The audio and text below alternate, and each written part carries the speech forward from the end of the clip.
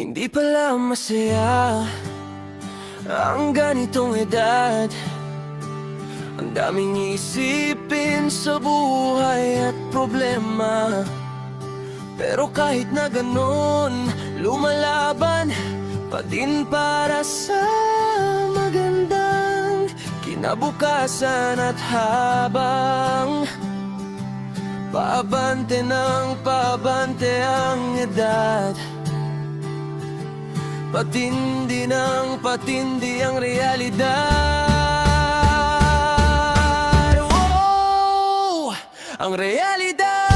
Pagkwartahan ka, umot ka, ayaw ka sa ubang tao, ilabi na sa imuhang kapamilya.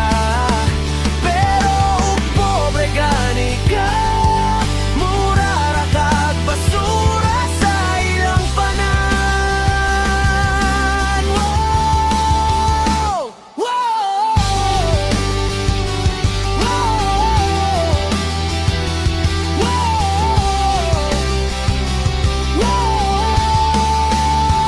Lagi mong tandaan, diskarte mo pa rin ang magpapaangat sa'yo, hindi yung opinion nila. Nasa realidad na tayo ng buhay, walang madali, pero may pag-asa sa pera na bumabase ng pagtrato at pagkilala.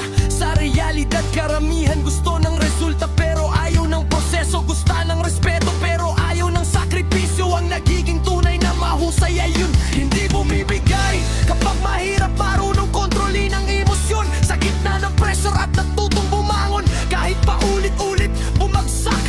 Oh, ang realidad. Pagkwartahan ka, umot ka, ayaw ka sa ubang tao, ilabi na sa imuhang kapamilya.